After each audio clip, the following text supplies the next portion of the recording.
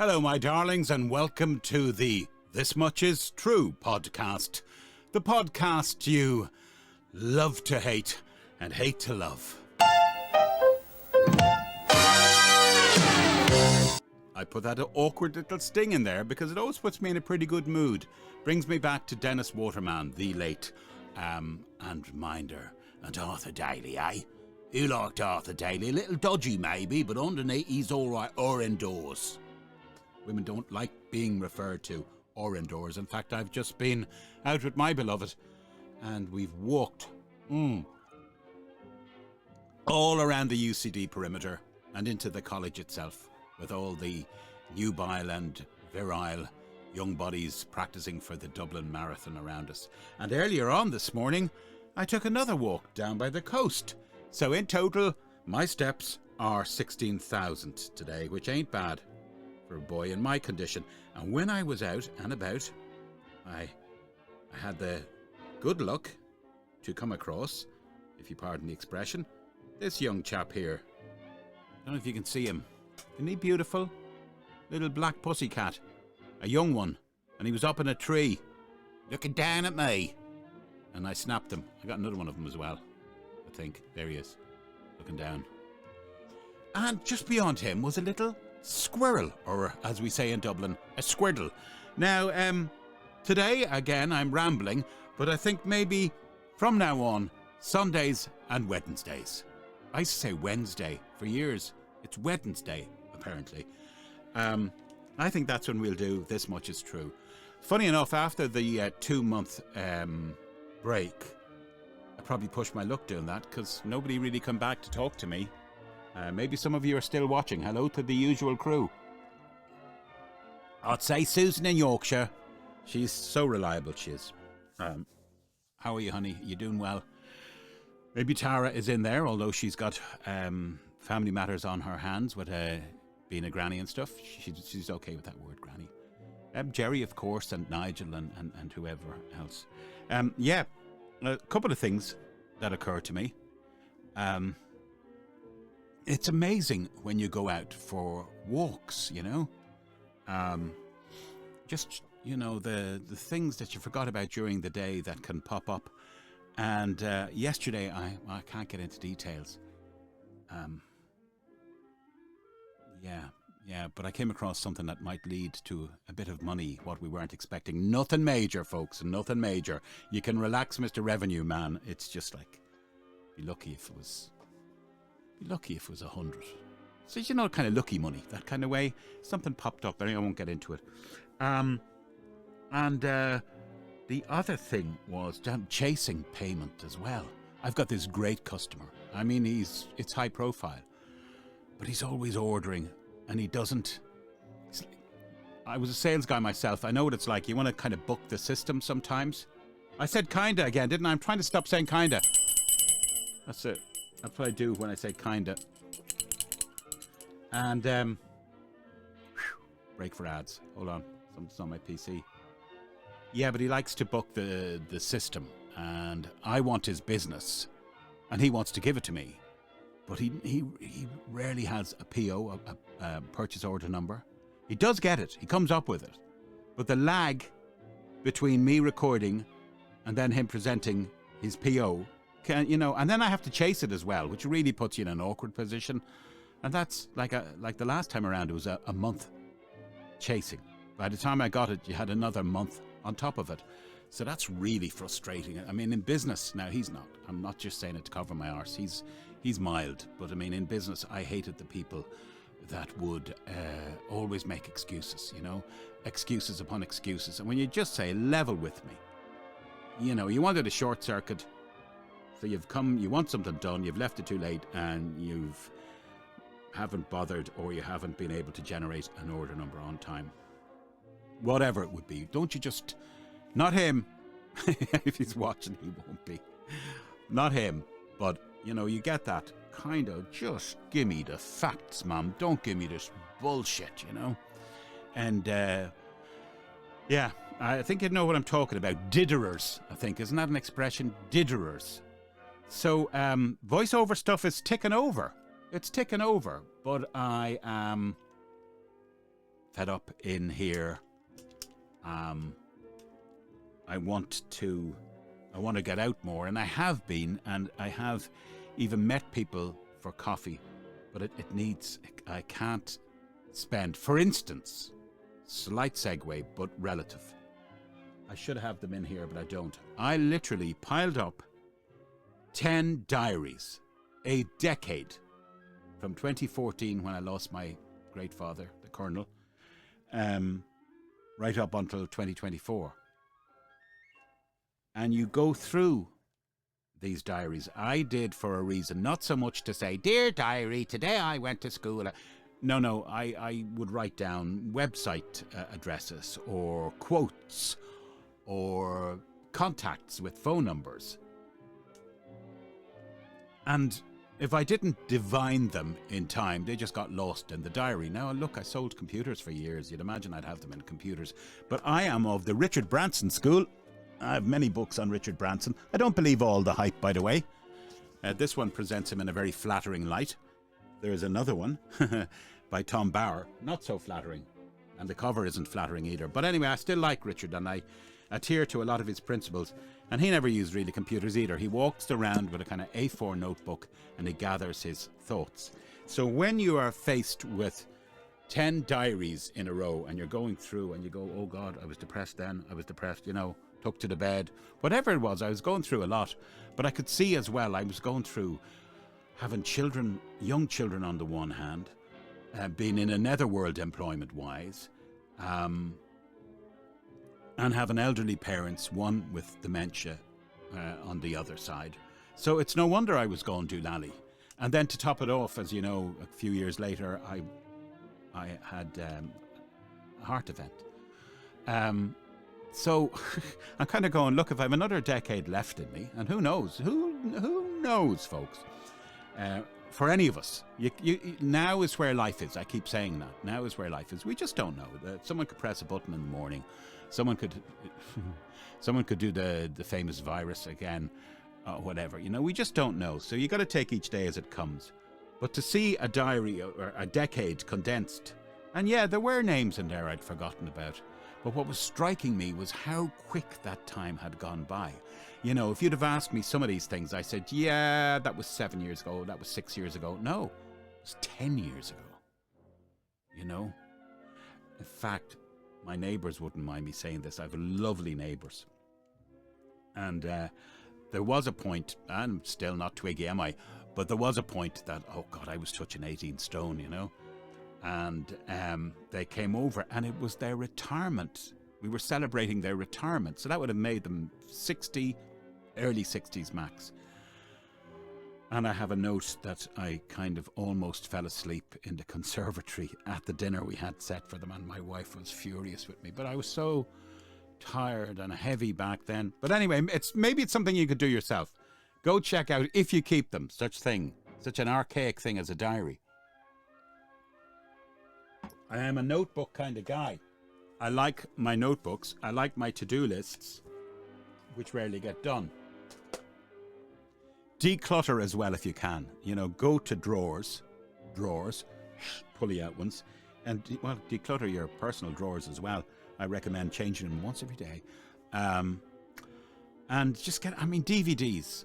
You see, there's things my wife's a darling. She will give me things. I'm looking in my little drawer here, but she's just a sweetheart,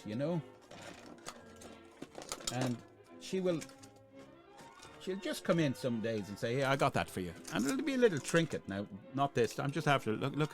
Do you remember these? I had that on the front of the Merc. I used to have a Mercedes 320. It was a 1993. I got it secondhand. It went like shit off a shovel. It was a 3.2 litre.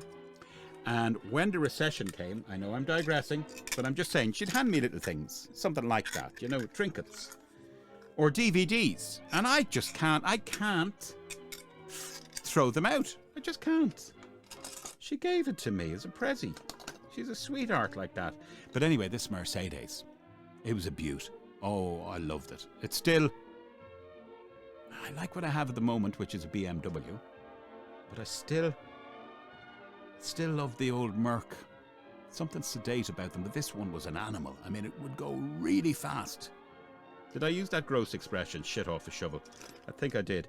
And you know, when the recession came, I'm not joking you, I could not give that car away. And it was in immaculate condition. Pristine. I couldn't give it away. And at one stage, there was local elections on, and one of the politicians came along from the Green Party. And I remember saying something like, I'll give you a vote if you help me push this car, because we were going to store it in my father's until a decision was made on it. And there he was. I won't name him because I can't remember him, but a very prominent politician, and I'm pushing this gas guzzler, if you like, and he's Green Party. And I went, oh, why didn't I just snap a shot off and get that up in the Irish Times or something? I would have made some money out of it. Yeah, in the end, it was towed away. I probably had to pay for it to be towed away, and was crushed. And so was I. And it had, the cream. Well, I have it now. But, you know, that cream interior. And it had the walnut. Oh, stop, Mark, stop. I have pictures of it somewhere.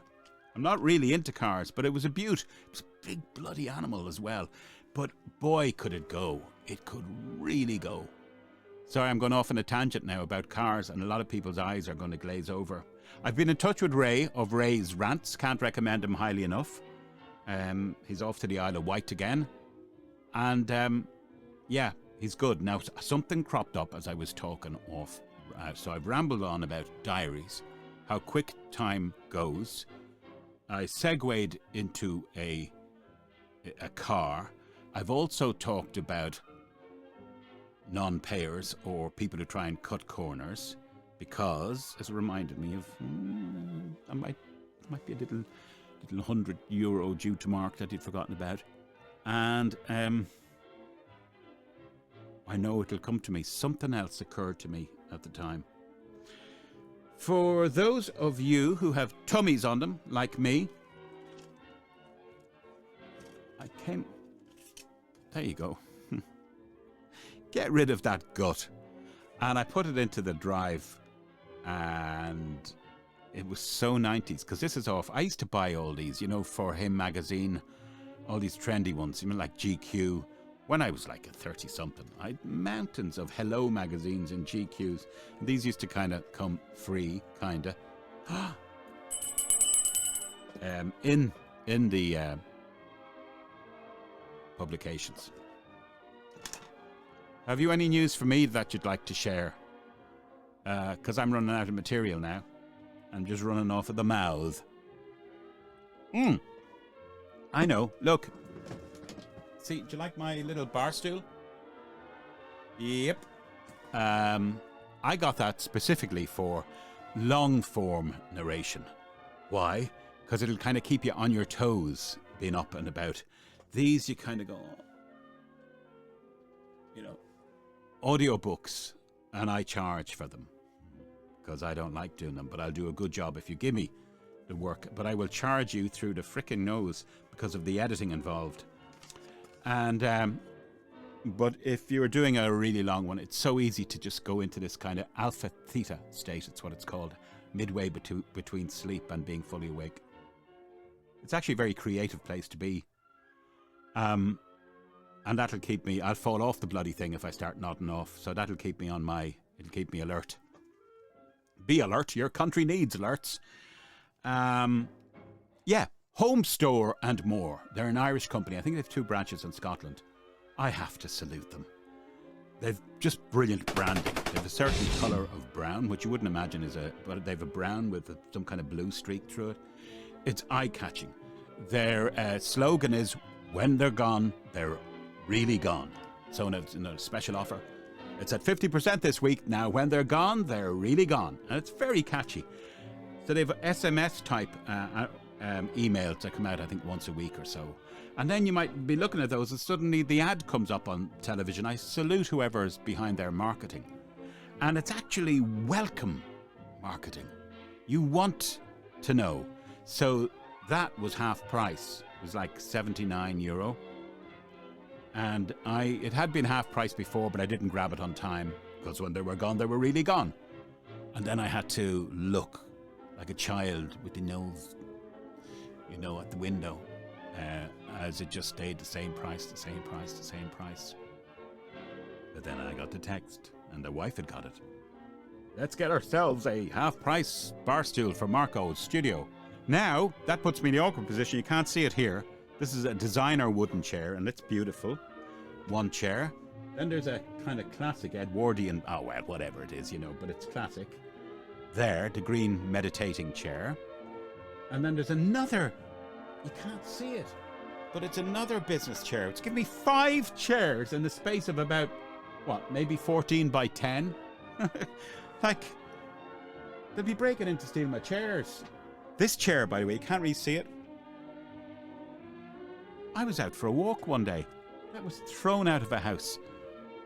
And I don't know whether they were moving, but it was surplus to requirements. Perfect, Nick. Perfect.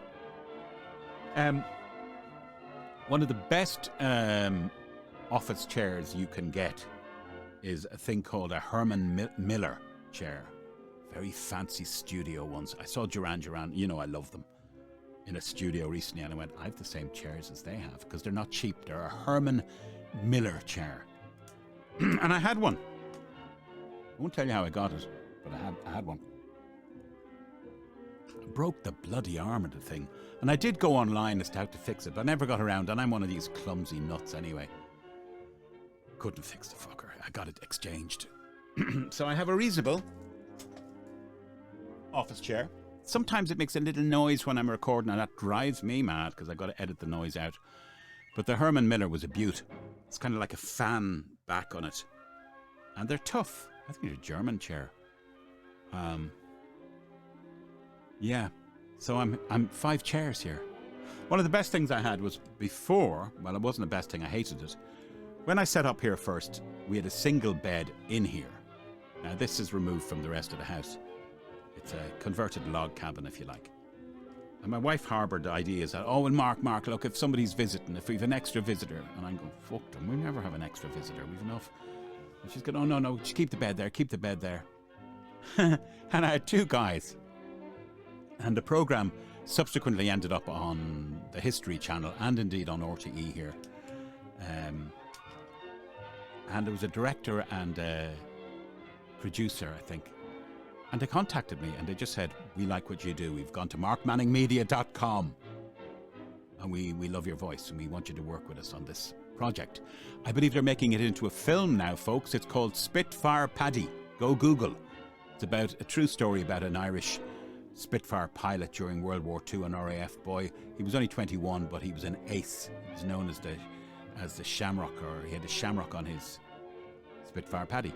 He had a shamrock painted on his fuselage, and he was only 21, but he was a captain, squadron leader, and he died way before his time. Came from Rathmines, from where I originally hailed. But anyway, they came in here and they said, do you mind if we sit on your bed? 2 guys, 2 serious players sitting behind me on the bed, You couldn't make it up. So, yes, I want to talk about being grateful and being... Oh, I know exactly what I wanted to talk about today. I'm glad if you get a medal if you're still around after all this waffle. Couple of things. Number 1, gratitude. Be grateful for what you got. Some are happy, some are not. Just be grateful for what you got. And I personally have a lot to be grateful for. I live in a nice area of Dublin City. I have 2 beautiful children. Well, they're young ladies now. Well educated, doing well. I have a great wife. I have a marriage that has survived, coming close to, we're 30 years, thereabouts, 29 years together. Great support. I have my own business now, and I have the benefit of having a corporate education, if you like. So even when things were bad, they were good by a lot of people's standards. And I could retire now if I wanted to, but I just don't see me retiring, ever. I think there's still unfinished business in me, even if it is the age of 61. I still think, the kind of radio gig has come up again. I want to get get back on air. But it means a journey, and I'm not sure I'm up to it. Traveling 30 there and 30 back for very little money, but it would be... Anyway, there's things to be grateful for. I had good parents who we didn't want for anything.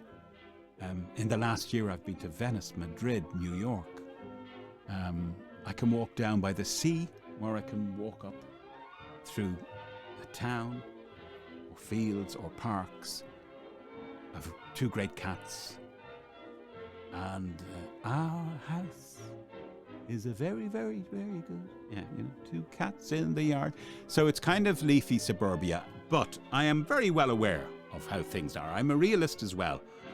And I'm not sure about the global outlook or anything like that. But one thing I am sure of is stuff always went on. And you can't stop it now. What you can do is stop ranting about it. And I've really tried to curtail myself because I feel I'm an abstentionist now. And some people detest that because you're sitting on the fence. But really, I think unless your opinion, and your very, at times, vociferous and volatile opinion, is really going to change matters, you're as well off for your own mental health and those around you to just shut up. And I know that's not easy.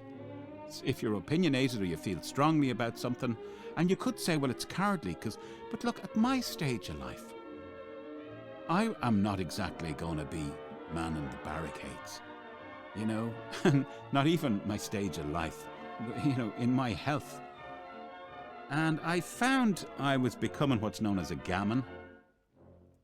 And go Google if you don't understand what that is. And it frustrates me, but it has occurred to me. The reason I am becoming this, I don't want a logo of an ostrich with its head stuck in the sand. But I feel helpless. I feel things have gone too far.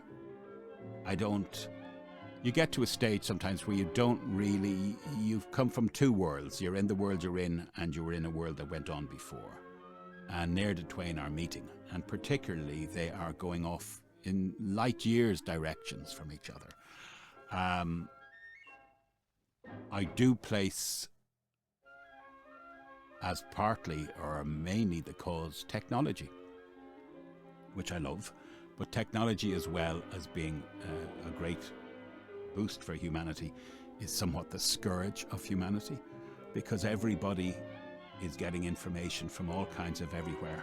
And the problem now is the official media are as bad as the so-called conspiracy theorists and what have you, and they are so-called because quite factual information exists out there that it doesn't suit certain legitimate parts, so-called legitimate parties, for you to hear. So the result is this vacuum or echo chamber, if you like, where everyone only wants to hear their own opinion and nobody trusts anything.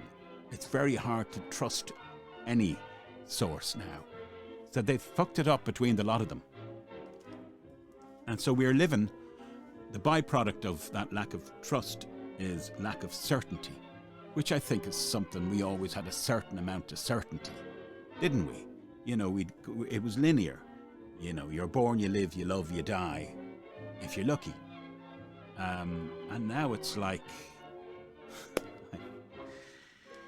So be grateful for what you have. And unless your opinion is really, really radically going to change things, keep it to yourself. I always remember, and I would have said this before, I'm sure, in some of the podcasts, but he was not only a gift from God, as stated on his tombstone, but Elvis Presley, 1970, thereabouts, he was getting a bit bloated looking, but he was still the king and always will be. And this little reporter, she says to him, what's your opinion on the Vietnam War? Now, Elvis had been in the military and what have you, and he was very patriotic. He said, honey, I'll just as soon keep that opinion and my opinions to myself, which I thought was very honourable. And then, of course, she probed. She did, her journalistic thing. And she said, do you think other entertainers should keep their opinion to themselves? And no, honey, no. And, he was in and out with that quick statement, not going to go there. And he was right. If he'd have said something, next morning would be all over the paper.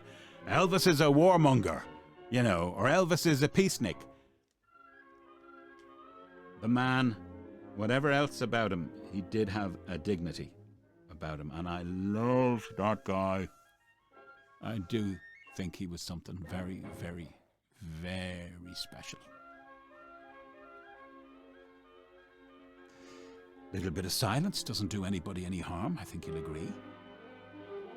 If you do want to get in touch, it would be great. Be a red letter day for me at this stage. Email thismuchistrue@protonmail.com. I'm not going to repeat it. Hope you were listening. So if you've anything to contribute, I prefer you use the Proton Mail, but if you do want to comment below, feel free to do so. So look, provisionally, Sundays, Wednesdays. I have to do more with it because it's not going to retain or get any traction in its current form. It's just an old guy talking to himself, really, isn't it? But if any of it resonates with you, or there's something you'd like us to discuss, or you want to come on here live, or we can pre-record, that might be better for you. Let's put you up there and get talking. It'll be a hell of a lot more interesting than me talking through my arse.